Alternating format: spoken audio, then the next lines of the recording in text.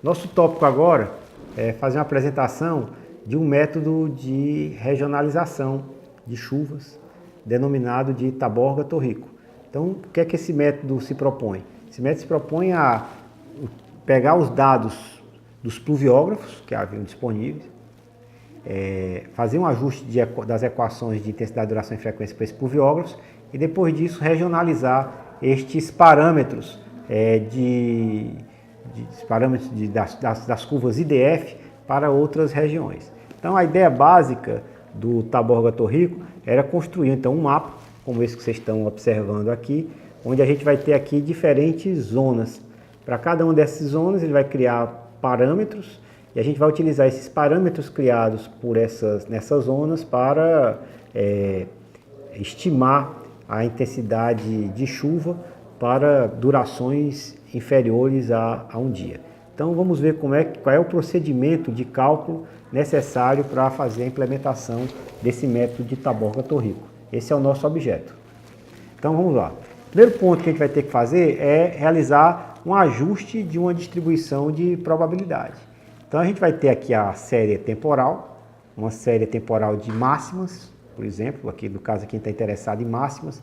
Então a gente está interessado em que tipo de problema? Drenagem urbana, estamos interessados em calcular um bueiro de uma drenagem urbana, uma microdrenagem, calcular uma galeria, né, ou então calcular alguma infraestrutura de macrodrenagem, calcular aí, ou dimensionar um vertedouro de uma barragem, né? Então para isso a gente vai precisar calcular a série temporal de precipitações máximas. Então nosso primeiro ponto é o quê? Calcular as séries de precipitações máximas. Com essa série de precipitações máximas, a gente vai fazer um ajuste de uma distribuição de probabilidade, que pode ser uma distribuição de probabilidade de Gumbel, né, alguma dessas distribuições de probabilidade de extremos.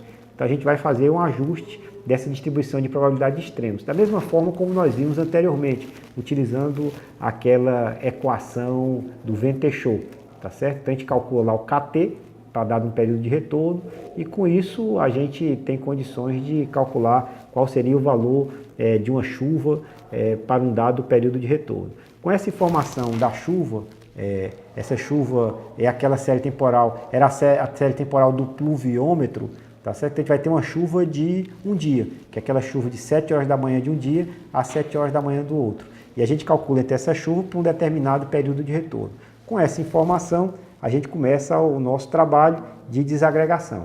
A primeira parte do trabalho de desagregação é transformar a chuva de um dia em uma chuva de 24 horas. Como é que é? Transformar a chuva de um dia em uma chuva de 24 horas? Exatamente. A gente está chamando chuva de um dia a chuva que acontece entre 7 horas da manhã de um dia e 7 horas da manhã do dia seguinte. A chuva de 24 horas, ela acontece de 7 horas da manhã de um dia a 7 horas da manhã do outro dia, mas pode acontecer do meio-dia de um dia ao meio-dia do dia seguinte, das 9 horas da noite de um dia às 9 horas da noite do dia seguinte. Então essa chuva de um dia, ou seja, que é observado no pluviômetro, ela é um subconjunto das diferentes chuvas de 24 horas. Então a chuva de 24 horas ela é normalmente um pouco maior do que essa chuva de um dia. Então a gente faz aí tem um fator de majoração, que foi calculado aqui no Brasil em torno de 1,1.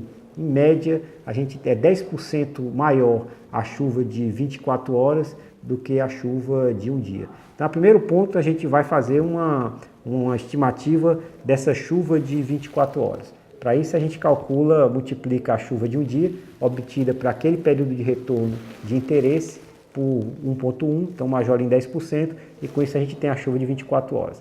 Em seguida, a gente vai desagregar essa chuva de 24 horas em uma chuva de 1 hora. Como é que a gente faz para que isso aconteça? A gente vai identificar qual é a isozona, ou seja, a região onde encontra-se a nossa intervenção.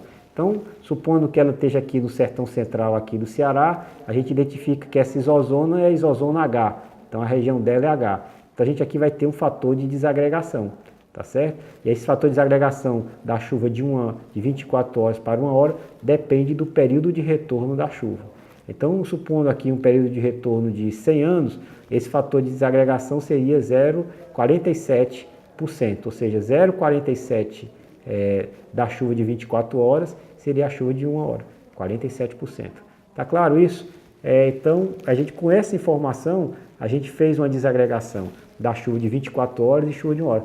Então, quem disse que a nossa precipitação, a duração da chuva de interesse no projeto, vai ser uma chuva de 1 hora ou de 24 horas? Pode ser 3 horas, 4, 5 horas. Então, na realidade, a gente vai interpolar a chuva da duração de interesse entre essa chuva de 1 hora e a chuva de 24 horas.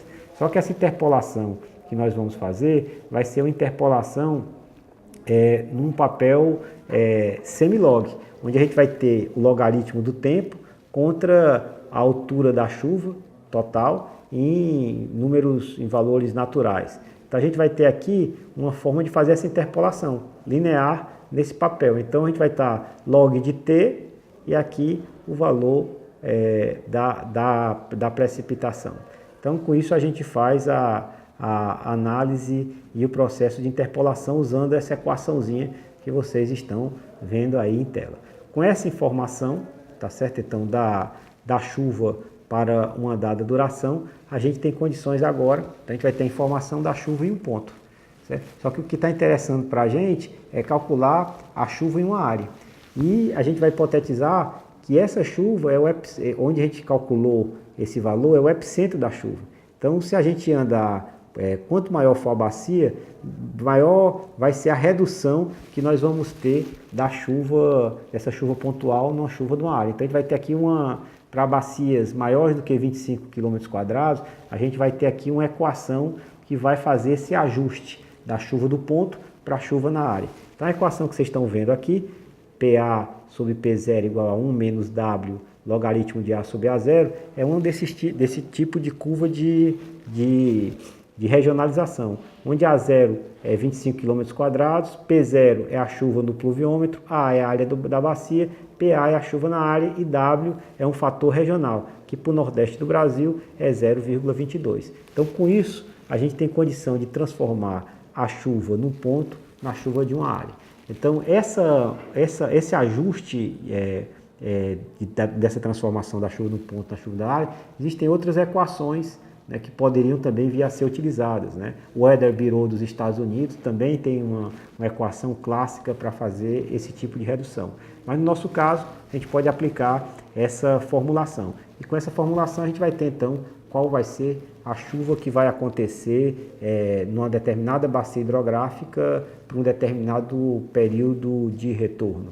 E essa seria a chuva que nós utilizaríamos nos nossos modelos de chuva vazão, tá certo? Mas para fazer a utilização dessa chuva total com uma determinada duração num modelo de chuva vazão, a gente precisa fazer essa transformação da chuva em vazão. E para isso a gente vai ter que também considerar como é que essa chuva se distribui no tempo.